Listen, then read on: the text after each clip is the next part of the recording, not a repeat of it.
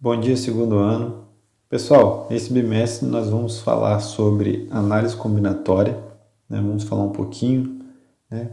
E em qualquer ramo de atuação, a contagem faz parte do cotidiano das pessoas, né? Essa é a verdade. E a análise combinatória, gente, é alicerçada no princípio fundamental de contagem. Também é conhecido como princípio multiplicativo da contagem, tá? Vamos começar aqui com um exemplo. Para montar seu lanche na cantina da escola, Raul pode escolher entre 2 tipos de pão, francês ou integral, 3 tipos de recheio, calabresa, presunto ou hambúrguer, e ainda se quer o sanduíche com ou sem queijo. Quantos tipos de sanduíche Raul pode montar? Então analisamos aqui. Nós temos 2 tipos de pães, calabresa, presunto e hambúrguer, ou hambúrguer, né, que são aí o recheio aí, o sabor, né, que ele quer, ou com ou sem queijo, tá? Então, o princípio da contagem é o seguinte. Então eu vou fazer aqui a árvore da possibilidade, né? Então tenho 2 pães, 3 recheios e queijo ou não queijo.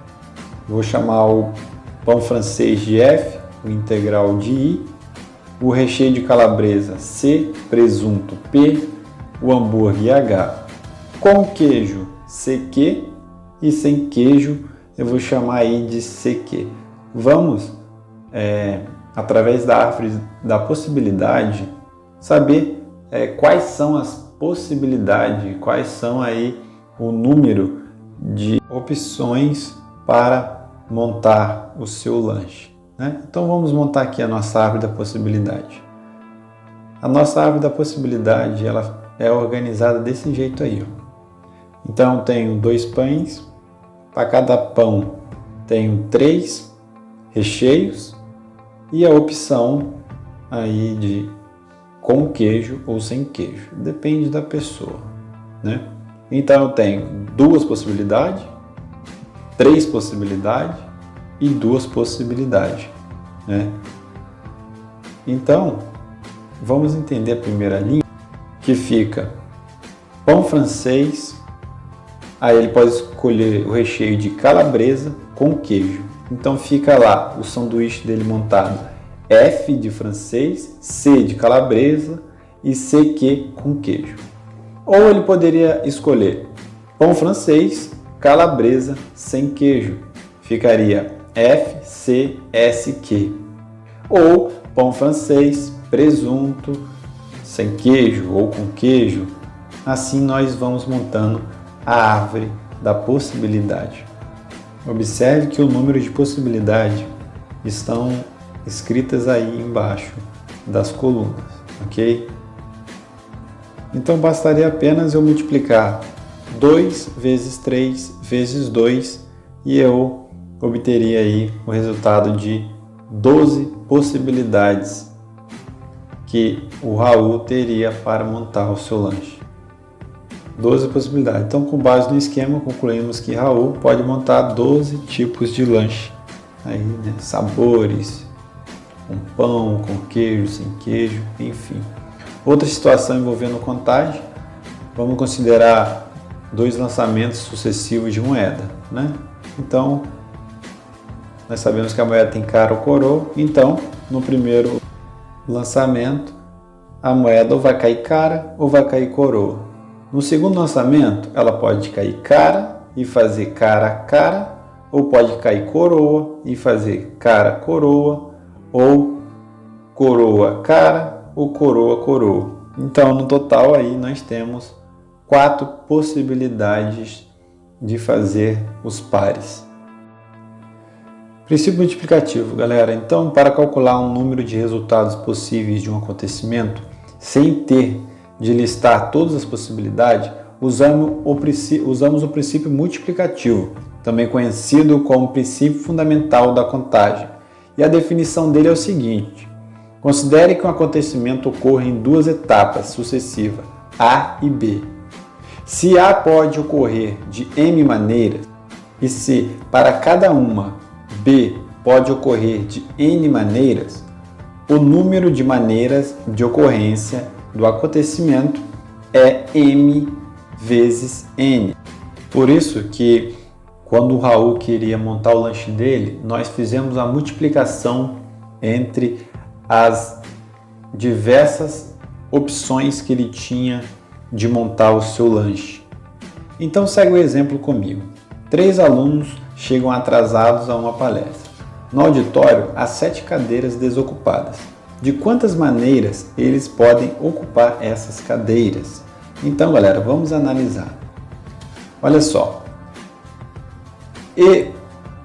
O primeiro aluno ele tem 7 possibilidades, porque quando ele chegar, vai ter 7 cadeiras. Após ele sentar, o segundo aluno só vai ter 6 possibilidades. E após ele sentar, o terceiro aluno vai ter 5 possibilidades. Então, pelo princípio multiplicativo, nós temos 7 vezes 6 vezes 5, igual a 210 maneiras diferentes. Lembrando que o primeiro aluno ele tinha 7 opções de sentar, o segundo 6 opções de sentar e o terceiro 5 opções de sentar. Fazendo essa multiplicação, 210 maneiras diferentes. Vamos ver mais um exemplo, pessoal.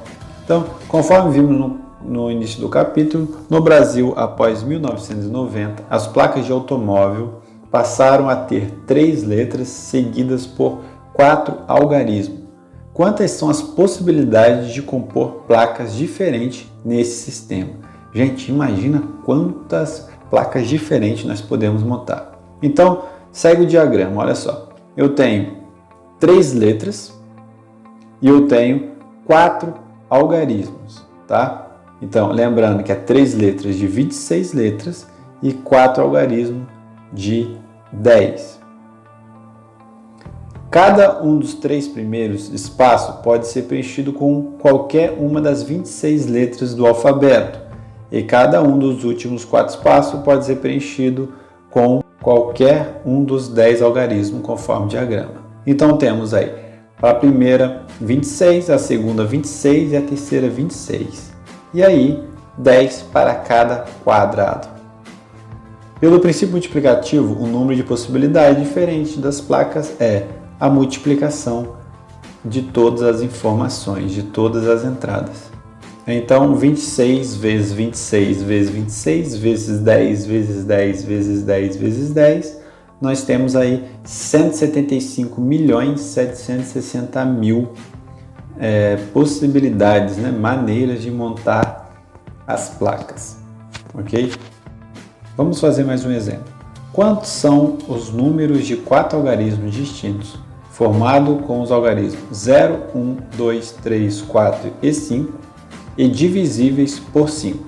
Então ele quer que com esses algarismos, né, são 6 algarismos aí, você monte números de 4 algarismos distintos e que são divisíveis por 5.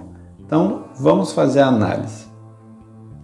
Se o número é divisível por 5, a gente sabe que, pelo critério de divisibilidade, ele tem que terminar em 0 ou em 5. Quer dizer, o 0 e o 5 precisa ser fixo como o último algarismo. Observe também que eram 6 números. Se o 0 vai ficar fixo no último, vamos analisar o primeiro quadro.